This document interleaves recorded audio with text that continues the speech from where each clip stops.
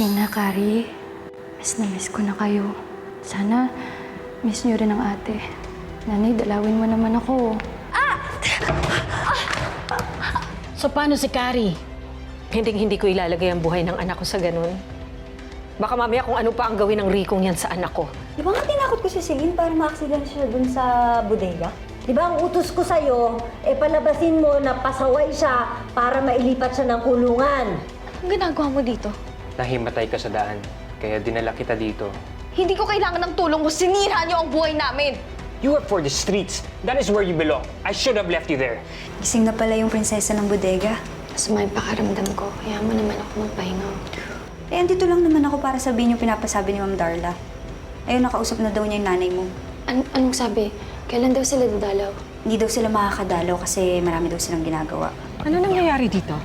Kino-congratulate lang naman namin si China sa pagbubuntis niya. Grabe kayo mga marites! Nay! Nay, tama na po! Totoo po yung sinasabi nila! Buntis ako! Hindi kong isipin na ayaw na nila sa akin. Hindi ko kaya na wala akong pamilya. China, sorry, hindi ko alam yung pinagdadaanan mo. Aalagaan natin ang baby niya.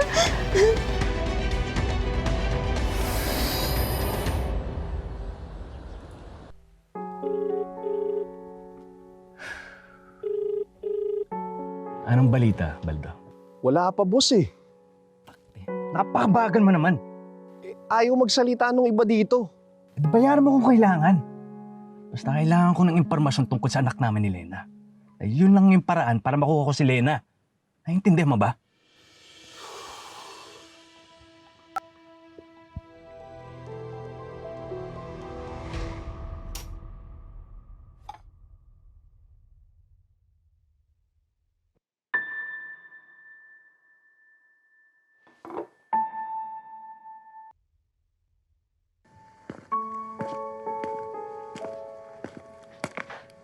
Sheena, anak. Nay, Halika. Simula ngayon, kailangan kumain ka ng mga masusustansya, ha? Tapos ipapacheck up din kita para mabigyan ka ng vitamins. Nay, gastos lang po yun. Pero anak, kailangan yun ng baby mo. Para lumaki siya dyan sa tiyan mo ng malusog. Huwag kang mag-alala, anak, ha? Pagtutulungan natin palakihin ang anak mo. Hindi ka nag-iisa. China, paano pag gusto na makilala ng baby mo yung tunay niyang tatay? Magsisinungaling ka din ba?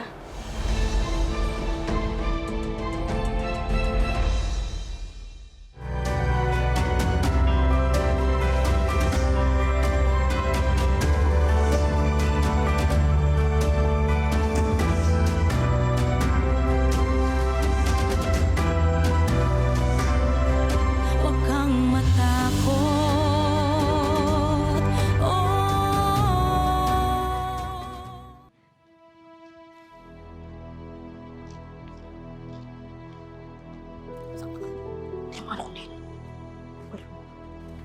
Mga ate, pwede mo magtanong? May kilala ba kayong Lena dito? Naku, huwag mo mabanggit-banggit sa akin yung malantod na yun. Sabi may namatay daw siyang anak. Namatay? Wala naman siyang anak na namatay. Buntis pa lang si Lena dun sa pangalawa niyang anak, si Kari. Kilala ko na yun. Hindi pa sila kasal ni Dalpin noon. Eh, sino yung tatay ni Kari?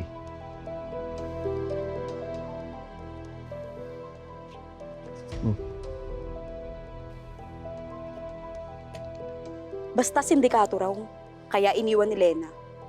Ang arte-arte niya, pok-pok naman siya. Rapist ang tatay niya. So hindi niya makikilala. Minsan kasi, kailangan nating mamili kung ano ang mas makakabuti sa mga mahal natin sa buhay. Eh, paano naman po pag may ibang gusto na yung mahal niyo sa buhay? Paano pag gusto niyo na makilala kung sino ang tatay niya? Kain na.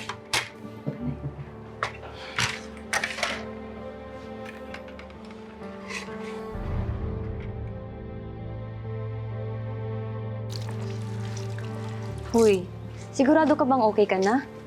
Oo, mas lalo naman ako magkakasakit kung nandun ako sa clinic. Uy, Beshi, alam mo ba, dinanan ako kanina ni Mama ng menudo. Favorite ko yun. Bigyan mo naman ako. Pahiramin kita ng dala ni Mamang lipstick kanina. Sige ba? Celine, huwag ka na makinig sa kanila. Hindi. Alam ko naman may dahilan si nanay bakit hindi niya ako nadadalaw. Hindi ako pababayaan ng pamilya ko. Mahal namin ang isa't isa. Talaga ba, Celine? Eh bakit sabi ni Ma'am Darla, parang ayaw na nga raw marinig yung pangalan mo eh. Tapos nung nalaman na ikaw yung pag-uusapan, mula na raw pa kay Elon. Alam mo, Maggie, kung yan yung pinagdadaanan mo sa buhay mo, huwag mong isalamin sa akin. Tsaka kung ganyan yung nanay mo, huwag mong itulad sa nanay ko. Leche ka pala. Kung mahal ka ng nanay mo, eh di sana dinadalaw ka niya kahit busy siya. Eh di tawag na, di ba, hindi magawa? Kasi, Celine, burado ka na sa pamilya niyo. Isa kang malaking dumi na kailangan nilang tanggalin. Manahimik ka. Bakit? Celine, ang kriminal hindi minamahal. Walang nagmamahal sa mamamatay tao. Tumigil ka na! Tumika! Peste ka! Madya ka! Ha? Ang dami na ito! Sobra ka na! Ha? Boss, saan gano raw yung tatay ni Kari? Yun lang yung nakuha mo? Importanteng impormasyon yun. Ilan bang sindikato ang naging boyfriend ni Lena? O di ba ikaw lang? Pwede ba? Bumalik ka doon at hanapan mo ako ng mas magandang impormasyon? Dali! Sige, boss. Alis! Bakit narinig ko na naman yung pangalan ng Lena na yun, ha? Huwag mong sabihin sa akin na binalikan mo yung babaeng yun. May tanong ako, Becca. Ilang sindikato ang naging nobyo ni Lena? Malay ko! Saka, bakit mo ba biglang natanong yan, ha? Kailan mo ba talaga titigilan yung Lena na yun? Gusto ko na makumpirma kung anak ko nga si Kari. O tapos, pag nakumpirma mo, magbabalikan kayo? Tapos ako etsapuera? Ano ka ba? Ikaw lang ang gusto ko. Ha? Kaya pwede ba? Hanapan mo ako ng sagot para pwede na tayo maging pamilya ng anak ko. Oh, di ba? Siguraduhin mo yan, ha? Oo.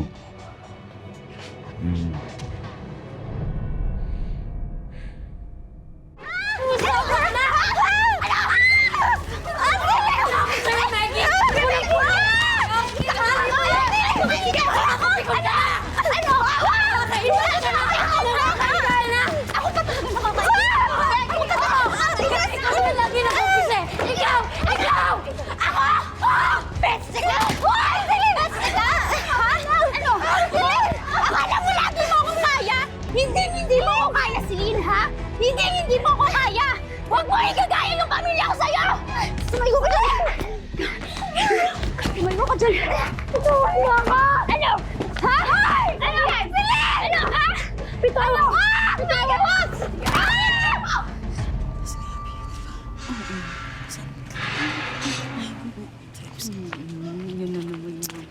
Hoy, kamusta yung kapatid mong buntis? Uy, okay naman siya. Magpapa-check up. Alam mo, Kari, kung buhay lang si Delphine o kung may tatay kayo, hindi kayo mapapabayaan ng ganyan. Kaso, malas nyo, pabayaan nanay nyo. Diba?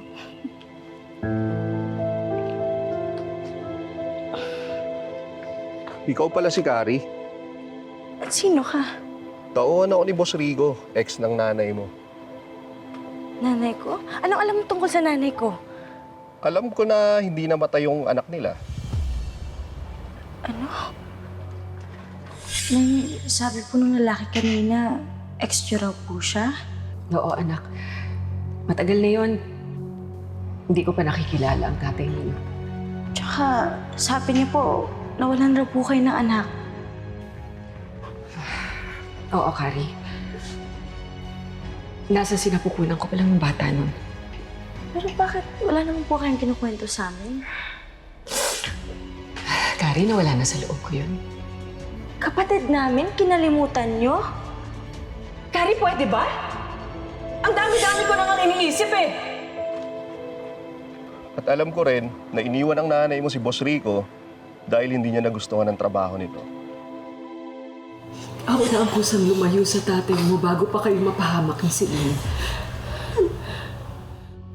Bagsak na bagsak ako noon nung dumating si Iking sa buhay ko. Huli na nang malaman ko na isa siyang malaking pagkakamali sa buhay ko, anak. Eh, ano bang trabaho ng boss mo? Sindikato ba siya?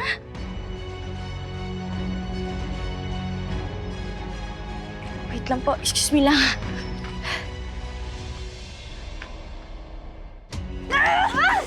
Tumayo ka! Tumayo ka dyan! Sige! Papatayin kita!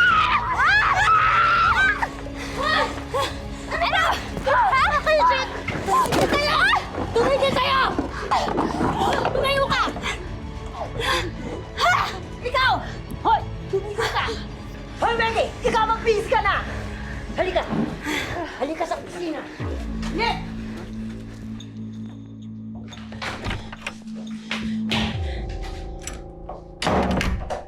Ngayon, alam ko na kung bakit hindi ka kinakausap ng nanay mo. Kung bakit hinahayaan kang mabulok dito.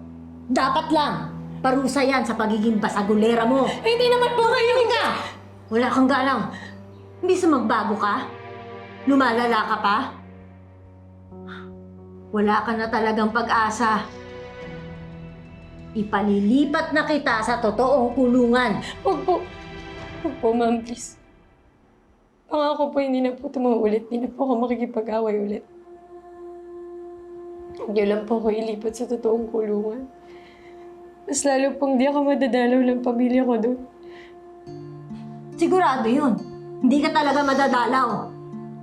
At lahat ng mga mahal mo sa buhay, kakalimutan ka na.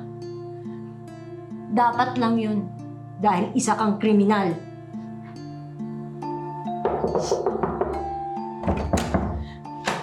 Ano? Mama, ikukonsulta lang po kami sa inyo.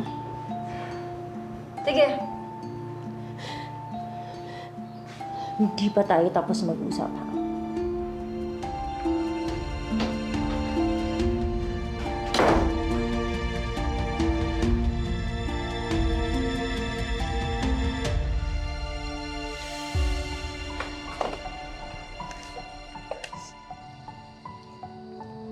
Friend, yung pambili ko sana ng pasalubong para kay Celine. Pinambili ko ng vitamins ni China. Ay, ang hirap talagang maging single parent.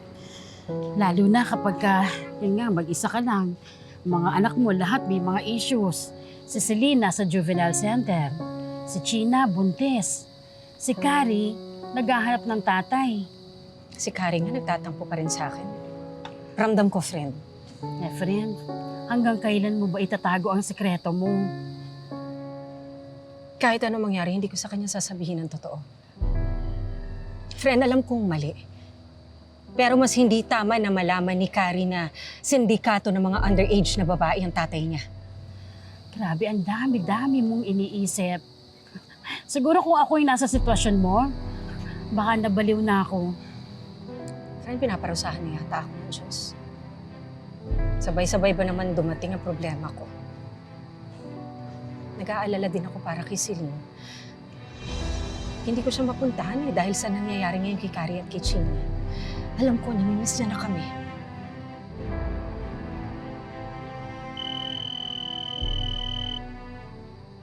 Sino to? Hello? Hello? Nay? Nay? Nay, miss na miss ko na po kayo, Nay. Buti naman po.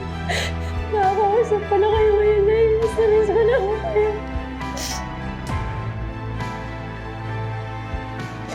Hello, Nay? Hello, Doktora. Hello. Magandang araw po. Magandang araw. Magpapakonsult ka ba? Ay, hindi po, Doktora. May itatanong lang po ako. Kayo po yung OB ni Lena Serrano, di ba? Yes, simula sa pangalawa niyang anak hanggang sa bunso. Ayan, sakto po. Kasi po, sister-in-law ko po siya. Gusto ko lang naman po malaman kung nakunan po ba siya noon. I'm sorry. Hindi pwedeng sabihin kasi very confidential ang mga bagay na yan eh.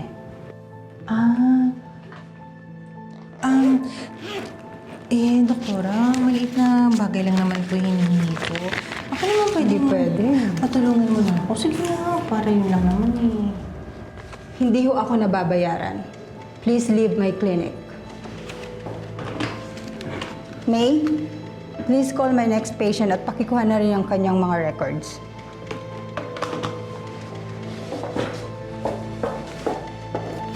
Hindi, wag. Para yun lang, hindi mo pabigay sa akin ng impormasyon. Uy, dito namang hindi. Ang dami namang kaartihan dito. Ano kayo mo ito? May? Uy, Maring Becca. Mare! Dito ka natatrabaho? Oo. Naku, tinamuhan. Sakto ka ng pagkailangan mo. Kamusta ka na? Nay, naiaminin ko po sa inyo. Masama po kasi po kayo. Pero Nay, Hello? Hello? hello? Nay? Hello, Nay? Maraming scammer ngayon, ako. Hello? Nay?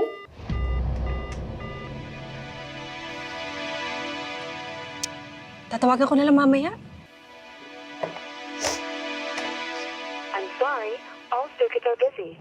Please try your call again later. Oh, si Doktora. Hello? Magandang araw po, Doktora. Hello, Lena.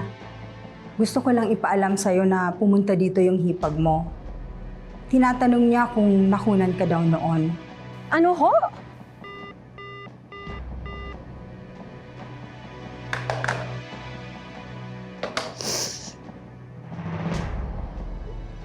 But don't worry, wala akong sinabi sa kanya. Maraming salamat po, Doktora. Oh, anyari, friend?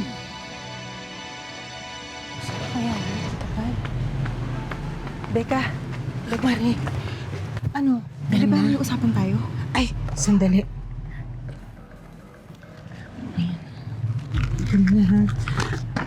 Ito ang patient's record ni Lena. Si Dr. Miranda na ang OB ng pangalawa niyang anak hanggang sa bunso. Okay. Ito, ano to? Total pregnancies, 3. Full-term deliveries, 3.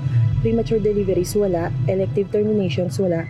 Miscarriages, wala. Ibig sabihin, 3 beses na buntis, 3 beses nanganak ng tama sa buwan, at hindi nakunan. So, hindi nga talaga siya nakunan. Hindi, ayun sa record do. Oo nga, Mari. Ako, salamat talaga. Salamat sa'yo. Pero sandali lang ha. Kailangan ko muna mag-adjust ito. Ayan, okay na to. Okay. Uy, salamat ha. Salamat. Ang laking tulong yan. Thank you. Confirmed na. Talagang nagsisinungaling bruhang. Nay! Nay! Wala si nanay, umalis! Kasama si Tita Remy. Niloko niya ako. Ano sabi mo? May number ka ba ni Madam Becca? Bakit? Ano kailangan mo sa kanya? Basta akin na. Kailangan ko makausap si Becca. Sabi naman ni Doc, wala siyang sinabi. Hindi pa rin siya dapat nakikialam.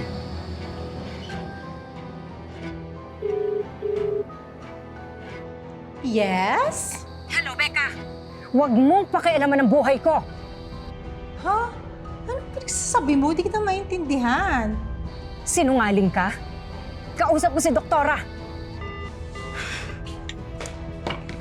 Hoy! Ate, saan ka pupunta? Lena, sa ating dalawa, ikaw yung mas sinungaling, di ba? Kasi hindi ka nga marunong magsabi ng totoo. At saka, alam mo, wala namang lihim na hindi nabubunyag eh. Anong alam mo, Becca? Magsalita ka! Hello? Hello? Lena, you're choppy. Hello? Okay, bye, Lena. Hello! Becca! Pupunta ako kay Madam Becca. Aalamin ko yung address ni Rico at kakausapin ko siya. Ano? Anong kailangan mo? Pakiramdam ko tatay ko siya. May alam si Becca. Kailangan nating umuwi, friend. Tara na! Okay. Hi, baby! Ano? Nalaman ka na ba? Kiss mo na. Taggis naman, Becca, oh. Ano ba? Kiss lang eh. Sige na. Yan! Ako naman, di naman dali-dali na naman mag-kiss. Ang order-order mo pa. Ano na? Oh, so ito na nga, no? Ayan. According sa records ni Lena, never siyang nakunan. 3 beses siya nanganak. Okay? 2005 kay Celine. Tapos 2007 kay China. At 2006 kay Carrie. Specifically, July 2006. December 2005 kung nalaman buntis si Lena. 2 buwan na siya nun. Soon, isa lang ang ibig sabihin ng lahat ng ito. Anak mo si Carrie! Umanda ka, Lena. Akin ka na. Ate, di ba sinabi ni nanay na huwag ka nang lapit doon? Nagsisinungaling sa akin si nanay. Ate, hintayin na lang natin makabalik si nanay, okay? Para ano? Para utuin ako ulit? Para bilugin yung utak ko? Hindi na, Chingy na! Ate, ano ba? Halika ka dito! Bitawan mo ako! Huwag ka umalis! Hintayin natin si nanay, kausapin natin siya! Ayoko, bitawan mo ako, ate! Ate, dito ka lang! Ate! Bitawan mo ako! Ate! Hoy! Ano ba? Hoy!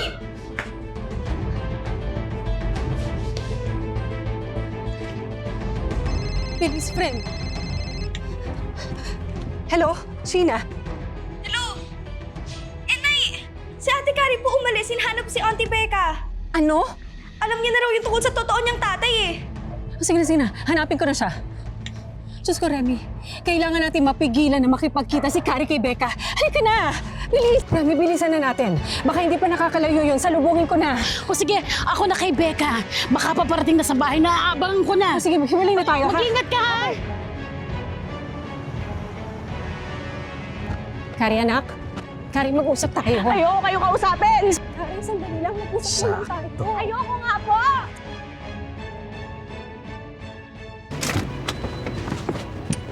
Kari! Carrie, sandali lang. Mag-usap tayo. Kari! Huwag kang lumapit sa lalaking yan. Kayo po ba yung tatay ko? Oo, Kari. Anak kita.